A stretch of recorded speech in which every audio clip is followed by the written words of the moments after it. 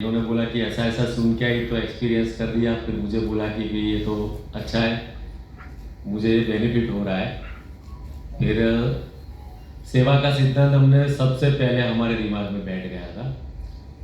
Basically क्या है कि हर आदमी कुछ ना कुछ तो करता रहता है, मैं तो ये मानता हूँ कि ऐसा नहीं है सब बंदे अच्छे ही होते हैं। अपने हिसाब से हर आदमी एक दूसरे की मदद करता है जहाँ जहाँ उनको जो समझ में आया, लेकिन हमको तरीका नहीं मालूम था। तो एक तरीका मालूम हुआ कि भाई ऐसे करना है, तो मैंने बोला ठीक है, हम देते तो है ही, चलो ये नहीं तो इस तरफ ऐसे देंगे, कुछ इसमें क्या फ़र्क पड़ता है। तो हमने दशांश निकालना भी स्टार्ट कर दिया था। इसने बोला था कि ऐसे निकालना है, तो पहले क्या करें, मैंने बोला कोई दिक्कत नहीं।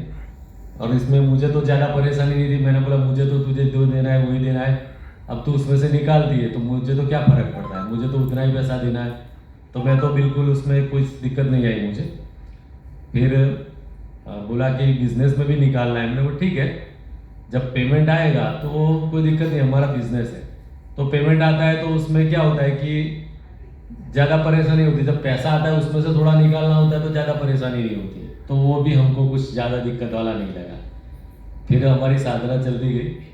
और एक्सपीरियंस में मैं अपना एक छोटा सा एक्सपीरियंस एक दो आपको शेयर कर देता हूँ कि ऐसे ही इसने तो घर पे ही स्टार्ट किया था, 1 डे किया था, उसमें ही स्टार्ट किया था, 7 डे तो हमने थोड़ी देर बाद किया।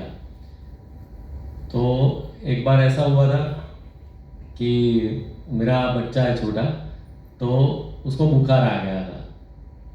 तो जनरली तो प्रैक्टिस ऐसी होती है कि भाई बुखार आ गया तो चलो चलते डॉक्टर के पास, पूछ लेते क्या है, गोली खाई और 2 दिन रहेगा चला जाएगा, बस ऐसी एक प्रैक्टिस होती है। तो इसने बोला कि नहीं भाई ऐसा तो मैं सीख के नहीं आई हूँ। तो मैंने बोला क्या करना है, तो बोले नहीं वो तो अपने आप चला जाएगा। बोले, मैंने बोला ठीक है चलो देखते हैं, शाम हो गई। तो बच्चे को मैंने पूछा, बढ़ता जा रहा था बुखार 100 के ऊपर, 101, 101।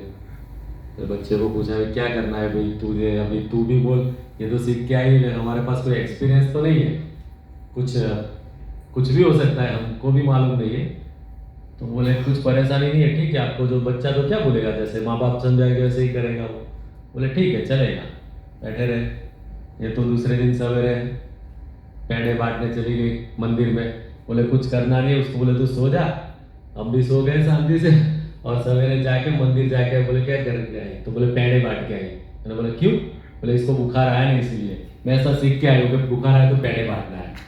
मैंने बोला ये तो किसी को कहेंगे तो फिर हंसेगा अपने पे। तो मैंने बोला ठीक है चलो सिखाए तो कुछ, लेकिन पेड़े बांट के आई। उस दिन मेरा बच्चा, अब कैसे बुखार गया वो तो उस टाइम पे तो मालूम नहीं था, अभी तो चलो समझ में आ गया कि क्या किया मालूम नहीं, लेकिन बुखार चला गया था उसका और नॉर्मल था, उसे कोई तकलीफ नहीं थी। बोले मैं तो जाता हूँ स्कूल, तो स्कूल चला गया। दूसरे दिन तीसरे दिन भी ऐसा कुछ हुआ नहीं। तो फिर धीरे धीरे समझ में आता गया कि नहीं इसमें कुछ तो है। फिर उसकी पुस्तकें ली थी हमने, जीवनी शक्ति है वो सब, तो वो पढ़ना चालू किया। और मैं इंजीनियर हूँ, तो एक थोड़ी आदत रहती है कि कोई भी चीज़ जल्दी एक्सेप्ट नहीं करते हम लोग कि भाई ये ऐसा होता है, ऐसा तो नहीं होना चाहिए, कोई कैलकुलेशन गिनेंगे, कुछ गणतरी तो होगी, कुछ तो होगा इसका, कोई लॉजिक तो चाहिए। तो फिर किताबें लेके बैठ गया, एक चैप्टर दूसरा चैप्टर, आप देखना पढ़ना, आप शांति से पढ़ना, मैं तो बोलता हूँ एक आधे घंटे लेके मत बैठना, पूरा टाइम लेके बैठना। आप पढ़ते जाओगे आप उसको छोड़ ही नहीं पाओगे, पढ़ते ही जाओगे, एक चैप्टर पढ़ोगे इसमें और क्या है और क्या है। तो मैं भी ऐसे ही पढ़ता गया।